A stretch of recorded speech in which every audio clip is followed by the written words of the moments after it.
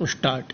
सभापति महोदय, शराब पीने से शारीरिक हानि और आर्थिक हानि तो होती ही है, साथ ही साथ सामाजिक जीवन में भी वह बहुत बुरी सिद्ध होती है। जहां पर नशाबंदी खुल गई है, मुझे पता है कि महाराष्ट्र और आंध्र के कुछ ऐसे हिस्से हैं जहां पर शराबबंदी लागू नहीं है। वहां पर दिन दिन अपराध बढ़ते जा रहे हैं। Paragraph change.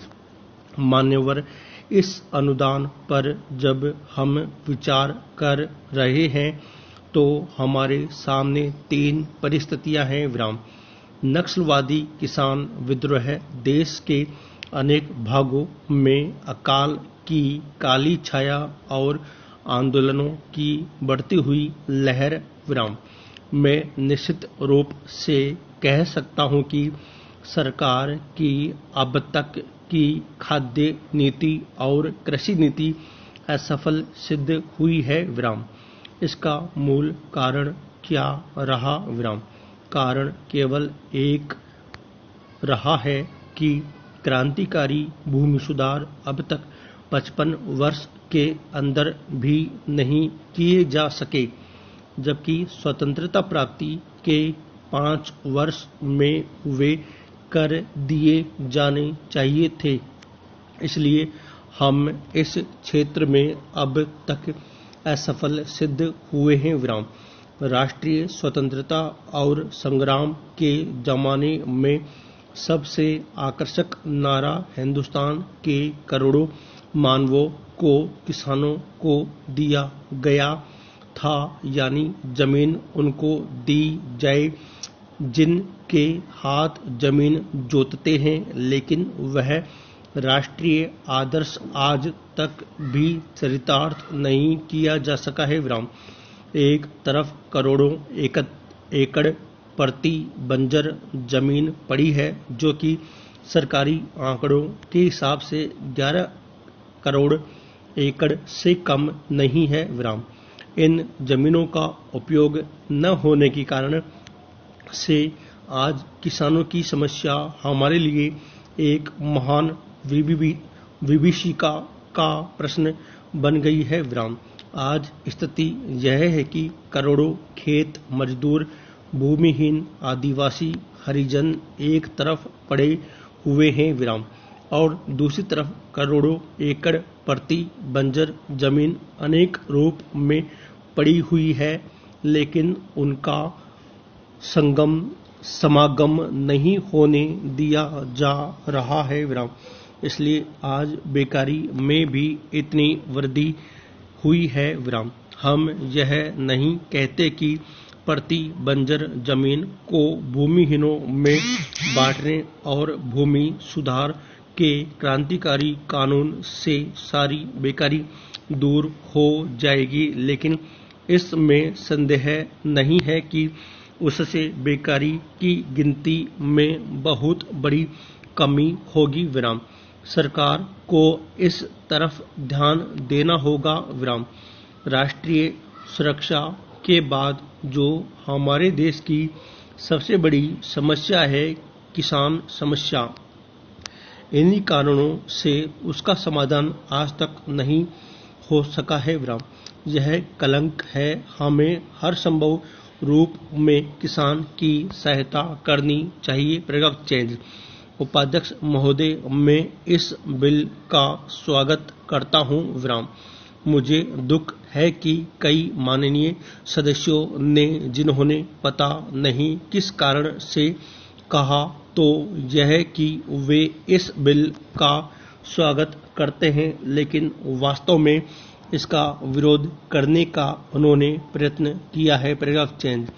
आखिर इस बिल में कौन सी ऐसी चीज है जो कि हिंदी को कोई एक विशेष स्थान दिलाती है? मैं पहले ही इस चीज को साफ कर देना चाहता हूं कि मैं उन लोगों में से नहीं जो कि हिंदी के लिए कोई विशेष स्थान चाहते हैं। मुझे तो ऐसा लगता है कि जो सदस्य महोदय ऐसा कहते हैं कि इस बिल के द्वारा हिंदी को कोई विशेष स्थान दिया जा रहा है, उन्हें वास्तव में हिंदी का इतिहास मालूम नहीं है। विराम। हिंदी कुछ उन लोगों की भाषा है जो राष्ट्रीय विचार के थे, जिनका कि राष्ट्रीय आंदोलन में बहुत हाथ था। उन्होंने इसका प्रचार किया। विराम। यह ध्यान देने की बात है कि राष्ट्रीय आंदोलन के समय में हिंदी की एक ही संस्था नहीं थी, बल्कि दूसरे राष्ट्रीय विद्यालय भी थे और महात्मा गांधी के आदेश के अनुसार वे राष्ट्रीय विद्यालय काम करते थे। विराम। उनके द्वारा भी कुछ डिग्रियां और उपाधियां आदि बांटी जाती थी। प्रगव चेंज। अब इन विद्यालयों द्वारा उपाधि बांटने का काम जो कि उनके द्वारा पहले से किया जा रहा है, उसी को इस बिल के द्वारा यदि जारी रखा जाता है तो मेरी समझ में नहीं आता कि कैसे कुछ लोग यह समझ लेते हैं कि इस बिल द्वारा हिंदी को कोई विशेष स्थान दिया जा रहा है। विराम।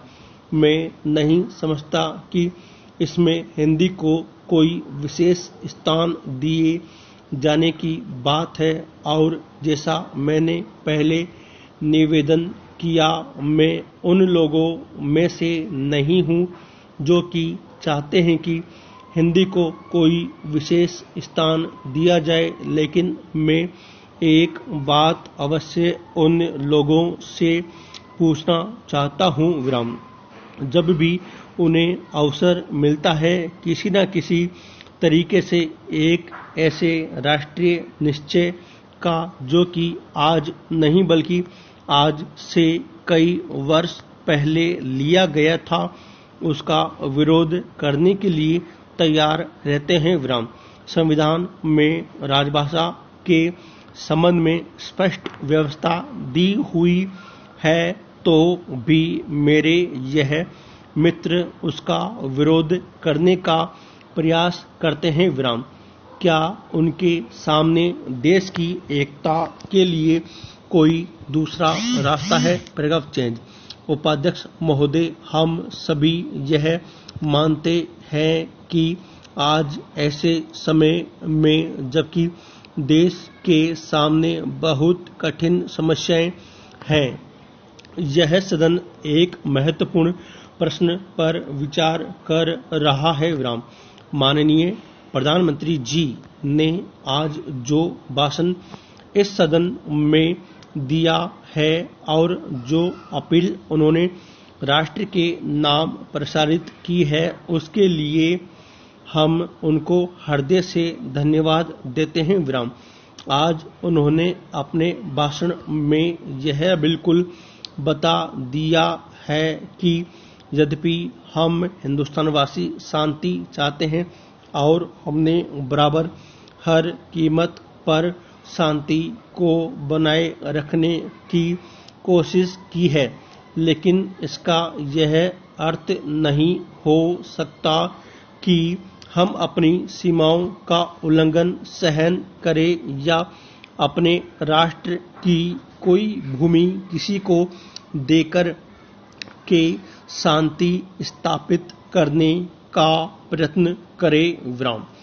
प्रधानमंत्री जी ने सदन के सामने जो भाषण दिया है और जो आंकड़े सदन के सामने रखे हैं, सचमुच उनसे यह स्पष्ट प्रकट हो जाता है कि हमारी जिन सीमाओं का आज पाकिस्तान अतिक्रमण कर रहा है, वे सीमाएं और वह भूमि सब हमारी है। विराम।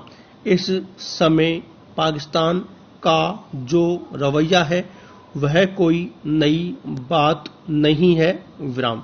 हमने बराबर पाकिस्तान की ओर पूर्ण विराम।